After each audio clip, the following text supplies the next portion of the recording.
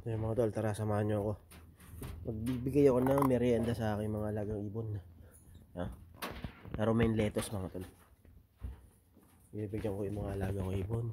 Bago ako syempre, bukas aalis na naman ako. Kailangan meron silang pang merienda bago tayo. Well, syempre sasara ko muna to. Baka bigla may makapuslit na na ibon di ba? So yun, baba ko muna tong galon at talagay natin yan dyan. Ito. Diba? So, bigyan mo natin itong parakit. Ito, gusto ng parakit itong mga tol gusto ng parakit. Marutong pa yan mga tol Pinabili ko sa asawa ko mga tol kasi iniwanan niya ako sa anak ko. So sabi ko sa kanya, baka pwede siyang bumili ng romaine lettuce para sa mga alaga kong ibon. Binilihan tayo ng binilihan ako ng asawa ko mga tol. Ito bibigay ko sa sa finches para meron silang pang gulay bukas. Diba? Gusto na gusto lalo to, may mga inakay ito mga tol. Ito syempre bibili natin ito. Tama na yung maliit sa kanila kasi syempre maliit lang naman sila. Kasi ito, yun natin ang dalawang malaki para sa aking kakatigil. So, gusto na yan. Natin dito sa mga kakatil mga tol. Aray! Aray!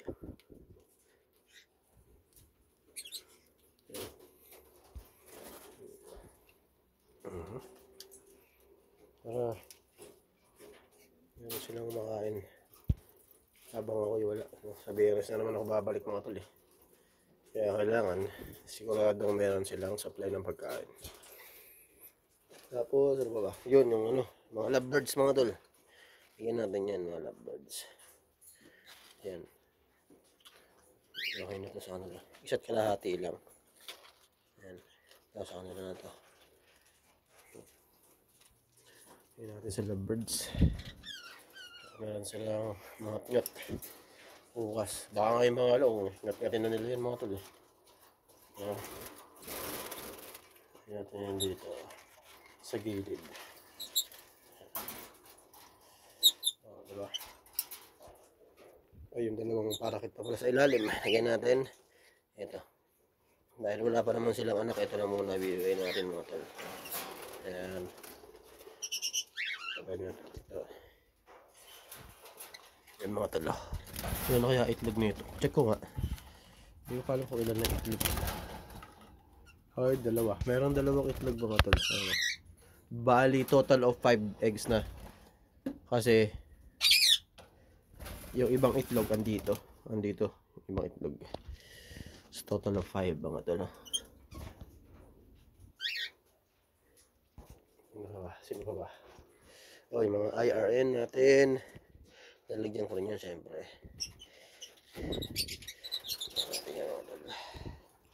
Nalawaksan natin. Pero hindi ito masyado Kaya bibigyan lang natin ng maliit. Hindi ito masyadong mahilig sa sa veggies Bibigyan natin ng maliit lang. Tapos dito mayroong itlog tong Indian ringneck dito. Lalagyan ko rin syempre ng maliit lang din para meron lang silang lang merienda. Tapos ito dito banda sa aking Hillerman na Indian ringneck mga tol.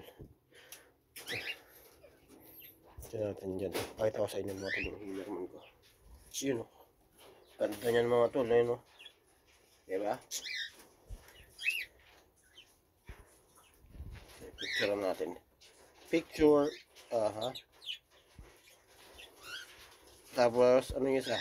Parehas sa Hillerman niya, magkapatid yan mga tol. Ayun yung pinipalit ko ng ng ibang Indian ringneck sa ng green check conure. Sino pa ba? Marami pa ako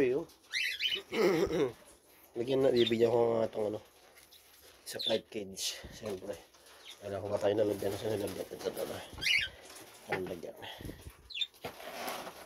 natin para hindi magtampo mga tol Ayan. Tingnan natin ng mga magulang-gulang mga tol. Kasi ito yung mga matitigas na part.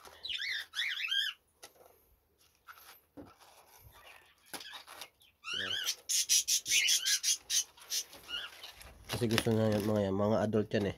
Gusto na yung may mga nangangat-ngat sila. Malay ko muna yan dyan at bubuksan ko.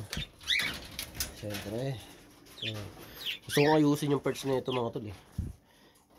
Para, ito yung unang-unang ibon ko mga tol. Dating ano yan, dating time yan. Dinatabi ko pa sa pagtulog yan. Kaya lang, siyempre lumilipas ang panahon eh. Nababawasan yung pagiging time nila.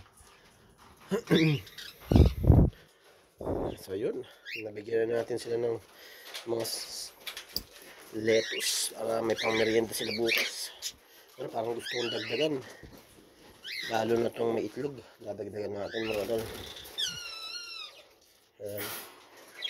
Ay, yun ko pala yung isang lovebirds mga tol. Nakalimutan ko lagyan ng isang lovebirds. Siyempre hindi ko masyadong bibigyan ng marami dahil isang pares lang naman yun dito.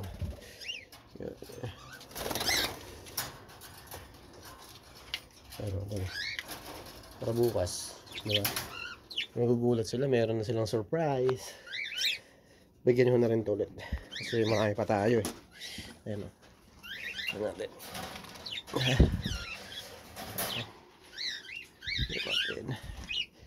Ito. Marami pa rin eh. Ayan. So, diyan ko na rin ulit yung mga vinches mga tol. Ito ang binibigay ko sa nila yung mga soft na part ng ng lettuce para madali lang sa kanilang kainin. Diba? Kasi kung bibigyan mo na matigas yan, mahihirapan lang silang kumain yan. Kaya ang bibigay natin dyan yung mga malalambot na parte lang. Ito lang yan mga tol. Para bukas meron silang maipakain sa nila, sa anak. Ayan. Ayan. Dagdagan natin dito sa kabila. Ayan, okay. Yan, okay yan.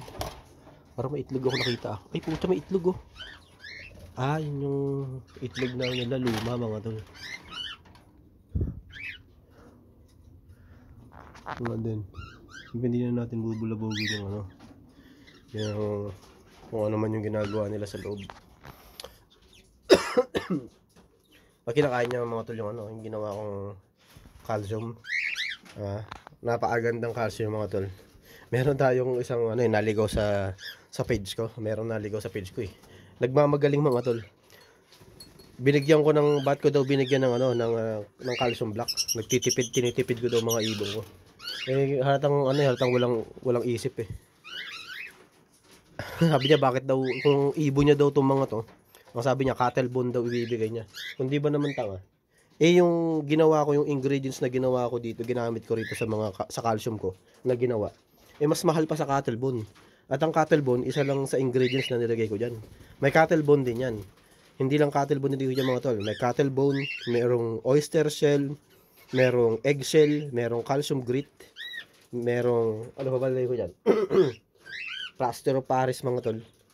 Malalaman mo talaga sa mga tao pag nagmagagaling-galingan. Tuturuan pa ako eh.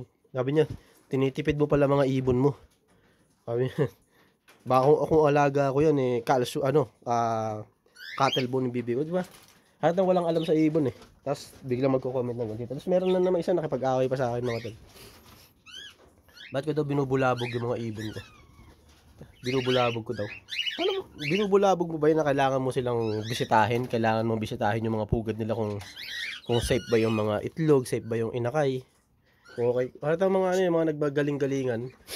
Meron ganun mga tao talaga eh, no? Yung kala nila, alam na nila yung mga pinagsasabi nila pero yung nagdudurong-durungan lang sila.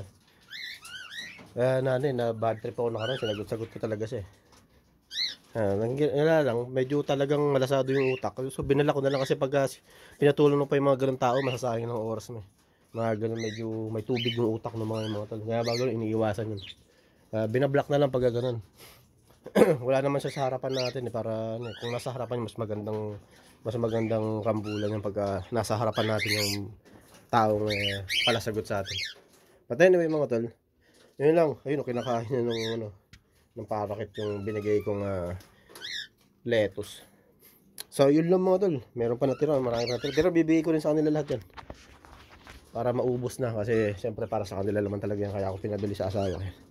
So yun lang mga tol. Siyempre maraming salamat ulit sa mga nanood. At till next time. At kung nagustuhan mo yung video na ito mga tol, please like, share, at comment.